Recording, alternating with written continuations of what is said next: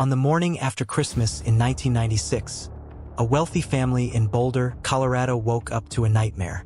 Their 6-year-old daughter was missing. On the staircase, a ransom note, 2.5 pages long. It demanded $118,000, a strangely specific number. But there was one chilling detail no one noticed at first. The ransom note told the family not to call the police. They called anyway. Hours later, inside the same house, the little girl was found dead in the basement. No forced entry, no clear suspect, a ransom note written inside the home, and a mystery that, nearly 3 decades later, still hasn't been solved. This is the story of the JonBenét Ramsey case, one of the most disturbing and controversial unsolved murders in American history. Before the crime, the Ramseys seemed like the definition of success. John Ramsey was a wealthy businessman. Patsy Ramsey was a former beauty queen. Their daughter, JonBenét, was already famous in child pageants. The family lived in a large home in Boulder, Colorado, an affluent, quiet community where violent crime was rare.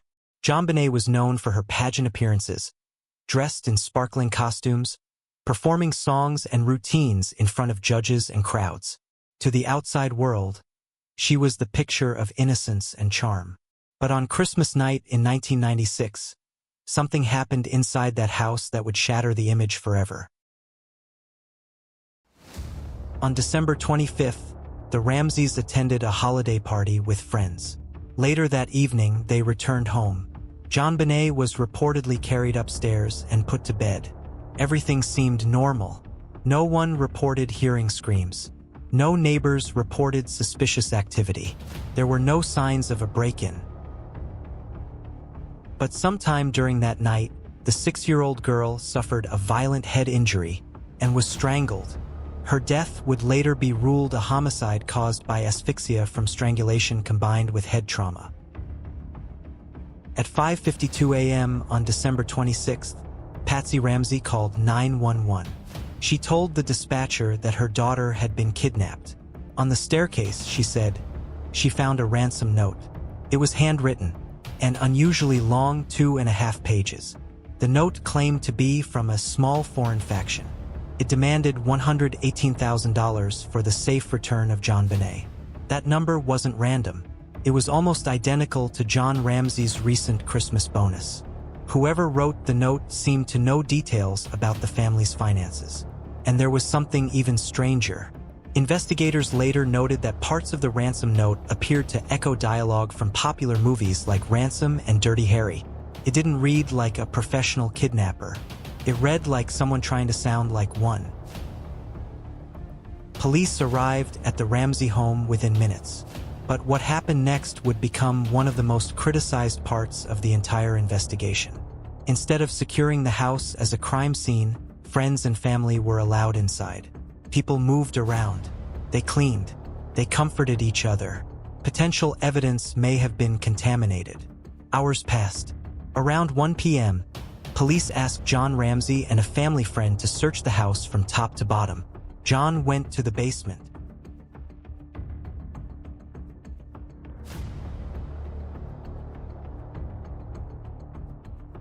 There, in a small storage room, he found his daughter's body. She had been wrapped in a blanket. A garrote made from cord and part of a paintbrush was tied around her neck. The kidnapping had never happened. JonBenét had been dead inside the house the entire time.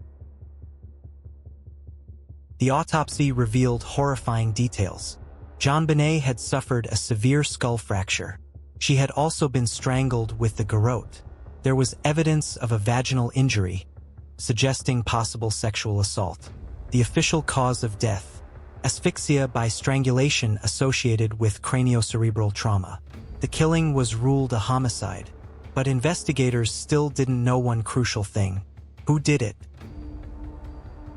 From the very beginning, police focused heavily on the Ramseys.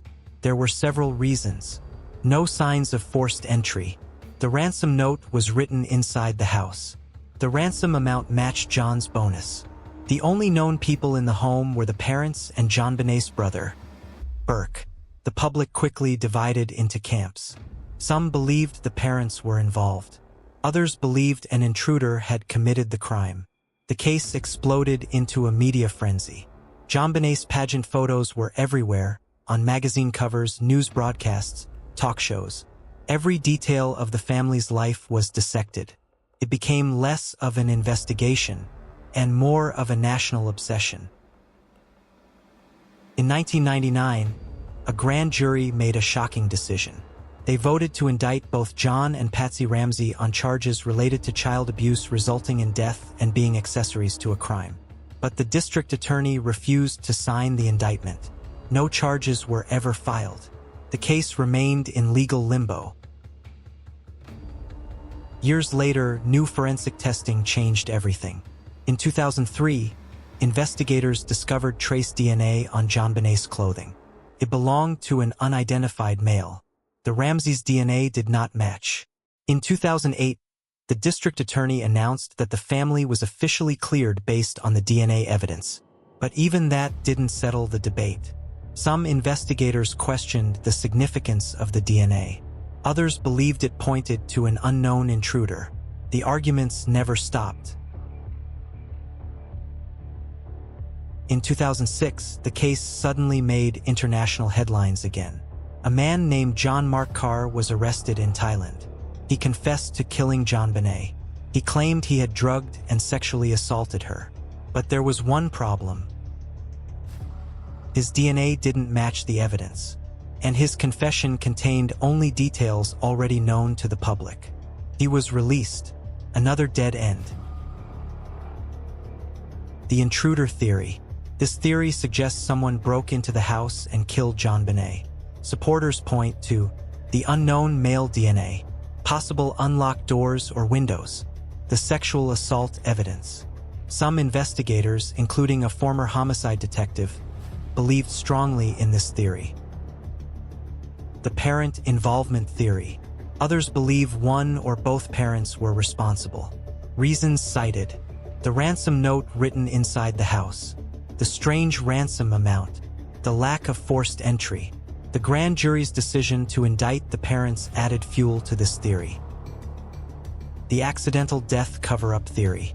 Another popular theory suggests JonBenét's death was accidental, possibly involving her brother, and the parents staged the crime scene to protect the family.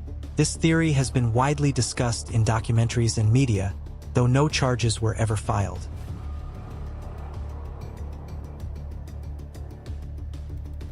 Despite decades of investigation, more than 1,000 people were interviewed. Multiple suspects were examined. Advanced DNA testing continues, yet no one has ever been charged. The case remains officially unsolved. Police still receive tips. New forensic technology may one day reveal the truth, but for now, the mystery remains. The Ramsey house still stands in Boulder, though it's been renumbered and sold to new owners. Tourists once drove past it. Reporters camped outside. Neighbors whispered. Inside those walls, on a cold Christmas night, a 6-year-old girl died. No one knows exactly how. No one knows exactly why. And after all these years, no one knows who did it. The ransom note was never answered. The killer was never caught. And the case of JonBenét Ramsey remains one of the most haunting unsolved mysteries in modern history. If you enjoy dark mysteries like this, make sure to subscribe to Darklore and turn on notifications so you never miss a new case. And if this story gave you chills, leave a like, it really helps the channel grow.